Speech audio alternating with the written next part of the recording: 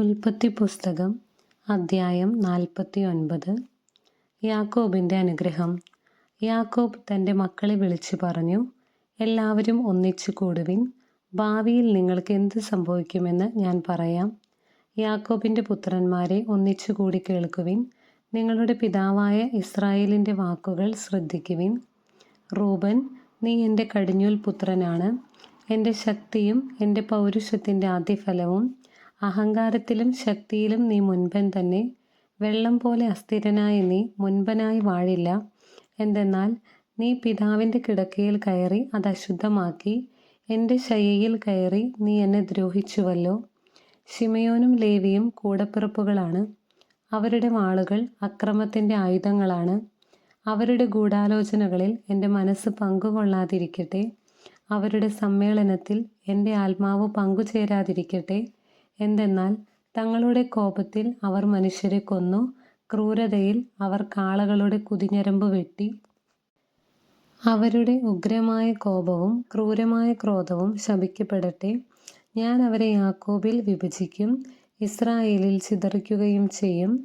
യൂദാ, നിന്റെ സഹോദരന്മാർ നിന്നെ പുകഴ്ത്തും, നിന്റെ കൈ ശത്രുക്കളുടെ കഴുത്തിൽ പതിക്കും. നിന്റെ പിതാവിൻ്റെ പുത്രന്മാർ നിന്റെ മുൻപിൽ കുമ്പിടും. യൂദാ ഒരു സിംഹക്കുട്ടിയാണ്, എൻ്റെ മകനെ, നീ ഇരയിൽ നിന്നും മടങ്ങിയിരിക്കുന്നു. അവൻ ഒരു സിംഹത്തെ പോലെയും സിംഹിയെപ്പോലെയും പതുങ്ങിക്കിടന്നു വിശ്രമിക്കുന്നു. അവനെ ഉണർത്താൻ ആർക്ക് ധൈര്യമുണ്ടാകും? ചെങ്കോൽ യൂദായെ വിട്ടുപോകയില്ല. അതിൻ്റെ അവകാശി വന്നു ചേരും വരെ അധികാരദണ്ഡ് അവൻ്റെ സന്തതികളിൽ നിന്ന് നീങ്ങിപ്പോകയില്ല. ജനതകൾ അവനെ അനുസരിക്കും.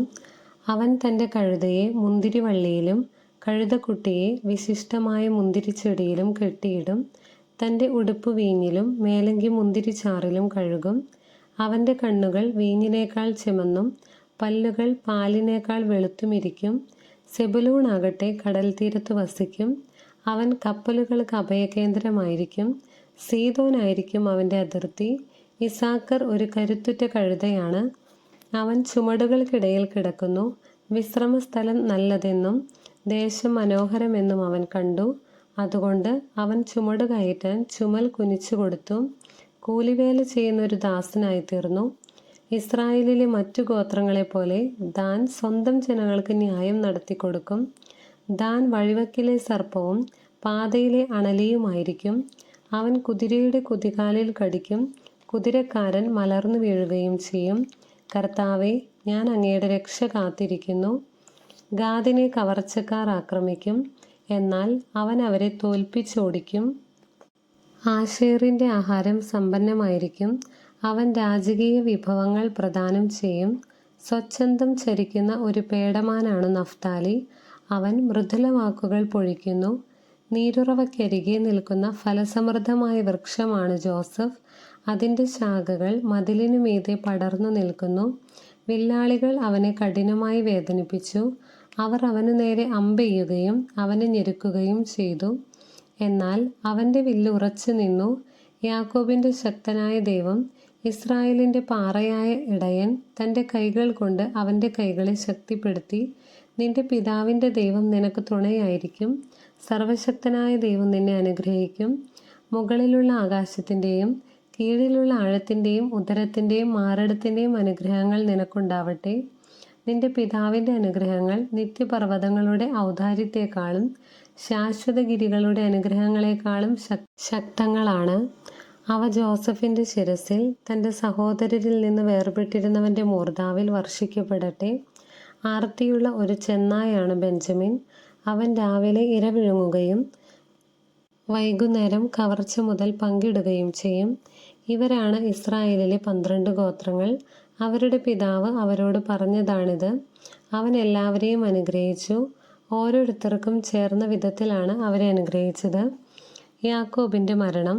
യാക്കോബ് അവരോട് ആവശ്യപ്പെട്ടു, ഞാൻ എൻ്റെ ആളുകളോട് ചേരുകയായി ഹിത്യനായ എഫ്രോണിൻ്റെ വയലിലുള്ള ഗുഹയിൽ എൻ്റെ പിതാക്കന്മാരുടെ അടുത്ത് എന്നെയും അടക്കുക.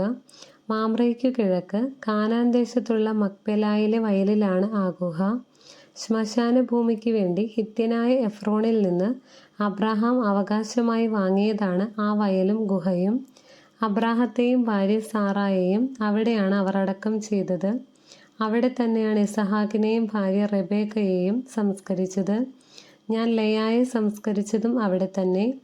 വയലും അതിലുള്ള ഗുഹയും ഹിത്യരുടെ കയ്യിൽ നിന്നാണ് വാങ്ങിയത്. തനിക്ക് പറയാനുണ്ടായിരുന്നത് പറഞ്ഞു തീർന്നപ്പോൾ യാക്കോബ് കിടക്കയിലേക്കു ചാഞ്ഞു. അവൻ അന്ത്യശ്വാസം വലിച്ച് തൻ്റെ ജനത്തോട് ചേർന്നു. അദ്ധ്യായം 50. യാക്കോബിനെ സംസ്കരിക്കുന്നു. ജോസഫ് തൻ്റെ പിതാവിൻ്റെ മുഖത്തേക്ക് കമിഴ്ന്നു വീണ് കരഞ്ഞുകൊണ്ട് അവനെ ചുംബിച്ചു. അവൻ തൻ്റെ ദാസന്മാരായ വൈദ്യന്മാരോട് പിതാവിൻ്റെ ശരീരത്തിൽ പരിമളദ്രവ്യങ്ങൾ പൂശാൻ ആജ്ഞാപിച്ചു. അവർ അങ്ങനെ ചെയ്തു. അതിന് 40 ദിവസമെടുത്തു. കാരണം പരിമളദ്രവ്യം പൂശിത്തീരാൻ അത്രയും ദിവസം വേണം. ഈജിപ്തുകാർ 70 ദിവസം അവനെ ഓർത്ത് വിലപിച്ചു. അവനു വേണ്ടിയുള്ള വിലാപകാലം കഴിഞ്ഞപ്പോൾ ജോസഫ് ഫറവോയുടെ വീട്ടുകാരോട് പറഞ്ഞു, നിങ്ങൾ എന്നിൽ സംപ്രീതരാണെങ്കിൽ ദയ ചെയ്ത് ഫറവോയോട് ഇങ്ങനെ ഉണർത്തിക്കുക. എൻ്റെ പിതാവ് എന്നെക്കൊണ്ട് ഒരു പ്രതിജ്ഞ ചെയ്യിച്ചു. അവൻ പറഞ്ഞു, ഞാൻ മരിക്കാറായി. കാനാൻ ദേശത്ത് എനിക്ക് വേണ്ടി ഞാൻ തയ്യാറാക്കിയിരിക്കുന്ന കല്ലറയിൽ തന്നെ നീ എന്നെ സംസ്കരിക്കണം. അതുകൊണ്ട് ഞാൻ പോയി എൻ്റെ പിതാവിനെ സംസ്കരിക്കട്ടെ. അത് കഴിഞ്ഞ് ഞാൻ തിരിച്ചു വരും. ഫറവോ പറഞ്ഞു, നീ പോയി അവൻ പ്രതിജ്ഞ ചെയ്യിച്ചതനുസരിച്ച് അവനെ സംസ്കരിക്കുക. ജോസഫ് പിതാവിനെ സംസ്കരിക്കാൻ പോയി. ഫറവോയുടെ വേലക്കാരും കൊട്ടാരത്തിലെ പ്രമാണികളും ഈജിപ്തിലെ തലവന്മാരും അവനോടൊപ്പം പോയി. ജോസഫിൻ്റെ വീട്ടുകാരും സഹോദരന്മാരും പിതാവിൻ്റെ കുടുംബവും അവൻ്റെ കൂടെ ഉണ്ടായിരുന്നു. കുട്ടികളും ആടുമാടുകളും മാത്രമേ ഗോശേൻ ദേശത്ത് ശേഷിച്ചുള്ളൂ. രഥങ്ങളും കുതിരക്കാരും അവനെ അനുഗമിച്ചു. അത് വലിയൊരു സംഘമായിരുന്നു. ജോർദാൻ അക്കരെയുള്ള അത്താദിലെ മെതിസ്ഥലത്തെത്തിയപ്പോൾ അവർ ഉച്ചത്തിൽ വിലപിച്ചു. അവൻ 7 ദിവസം പിതാവിനെ ഓർത്ത് വിലപിച്ചു. അന്നാട്ടുകാരായ കാനാന്യർ അത്താദിൻ്റെ മെതിക്കളത്തിൽ നടന്ന ഈ വിലാപം കേട്ടപ്പോൾ, ഈജിപ്തുകാർക്ക് വളരെ ഗൗരവമുള്ള ഒരു വിലാപമാണിത് എന്നു പറഞ്ഞു. അതുകൊണ്ട് ആ സ്ഥലത്തിന് ആബേൽ മിസ്രയീം എന്നു പേരുണ്ടായി. അത് ജോർദാന് അക്കരെയാണ്. അങ്ങനെ യാക്കോബ് ആവശ്യപ്പെട്ടതുപോലെ അവൻ്റെ മക്കൾ പ്രവർത്തിച്ചു.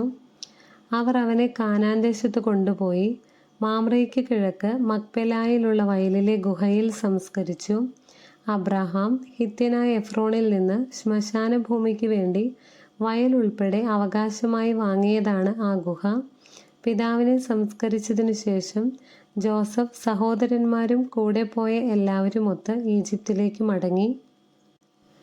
തങ്ങളുടെ പിതാവ് മരിച്ചപ്പോൾ ജോസഫിൻ്റെ സഹോദരന്മാർ പറഞ്ഞു, ഒരുപക്ഷെ ജോസഫ് നമ്മെ വെറുക്കുകയും നാം ചെയ്ത ദ്രോഹത്തിനെല്ലാം പകരം വീട്ടുകയും ചെയ്യും. പിതാവ് മരിക്കുന്നതിന് മുമ്പ് ഇങ്ങനെ കൽപ്പിച്ചിരുന്നു എന്ന് പറയാൻ അവർ ഒരു ദൂതനെ അവൻ്റെ അടുത്തേക്ക് അയച്ചു. ജോസഫിനോട് പറയുക, അങ്ങയുടെ സഹോദരന്മാരുടെ തെറ്റുകളും കുറ്റങ്ങളും ദയവായി അവരോട് ക്ഷമിക്കുക. അവർ അങ്ങയെ ദ്രോഹിച്ചു. അങ്ങയുടെ പിതാവിൻ്റെ ദൈവത്തിൻ്റെ ദാസന്മാരുടെ തെറ്റുകൾ പൊറുക്കണമെന്ന് ഞങ്ങൾ അപേക്ഷിക്കുന്നു. അവർ ഇത് പറഞ്ഞപ്പോൾ ജോസഫ് കരഞ്ഞുപോയി. സഹോദരന്മാർ വന്ന് അവൻ്റെ മുൻപിൽ വീണു പറഞ്ഞു, ഞങ്ങൾ അങ്ങയുടെ ദാസന്മാരാണ്. ജോസഫ് പറഞ്ഞു, നിങ്ങൾ പേടിക്കേണ്ട, ഞാൻ ദൈവത്തിൻ്റെ സ്ഥാനത്താണോ? നിങ്ങൾ എനിക്ക് തിന്മ ചെയ്തു, പക്ഷേ ദൈവം അത് നന്മയാക്കി മാറ്റി. ഇന്ന് കാണുന്നത് പോലെ അനേകം പേരുടെ ജീവൻ രക്ഷിക്കാൻ വേണ്ടിയാണ് അവിടുന്ന് അത് ചെയ്തത്. അതുകൊണ്ട് ഭയപ്പെടേണ്ട, നിങ്ങളെയും നിങ്ങളുടെ കുഞ്ഞുങ്ങളെയും ഞാൻ പോറ്റിക്കൊള്ളാം. അങ്ങനെ അവൻ അവരെ ധൈര്യപ്പെടുത്തുകയും സാന്ത്വനപ്പെടുത്തുകയും ചെയ്തു. ജോസഫിൻ്റെ മരണം. ജോസഫും അവൻ്റെ പിതാവിൻ്റെ കുടുംബവും ഈജിപ്തിൽ പാർത്തു. ജോസഫ് 110 കൊല്ലം ജീവിച്ചു. എഫ്രായിമിൻ്റെ 3-ാം തലമുറയിലെ മക്കളെ അവൻ കണ്ടു. മനാസയുടെ മകനായ മാക്കീറിൻ്റെ കുഞ്ഞുങ്ങളും ജോസഫിൻ്റെ മടിയിൽ കിടന്നിട്ടുണ്ട്. ജോസഫ് സഹോദരന്മാരോട് പറഞ്ഞു, ഞാൻ മരിക്കാറായി, എന്നാൽ ദൈവം നിങ്ങളെ സന്ദർശിക്കും. അബ്രാഹത്തിനും ഇസഹാക്കിനും യാക്കോബിനും വാഗ്ദാനം ചെയ്ത നാട്ടിലേക്ക് അവിടുന്ന് നിങ്ങളെ കൊണ്ടുപോകും. ദൈവം നിങ്ങളെ സന്ദർശിക്കുമ്പോൾ നിങ്ങൾ എൻ്റെ അവശിഷ്ടങ്ങൾ ഇവിടെ നിന്ന് കൊണ്ടുപോകണം എന്ന് തൻ്റെ സഹോദരന്മാരോട് പറഞ്ഞ് ജോസഫ് അവരെ കൊണ്ട് പ്രതിജ്ഞ ചെയ്യിച്ചു. 110 വയസ്സായപ്പോൾ ജോസഫ് മരിച്ചു. അവർ അവനെ പരിമളദ്രവ്യം പൂശി ഈജിപ്തിൽ ഒരു ശവപ്പെട്ടിയിൽ സൂക്ഷിച്ചു.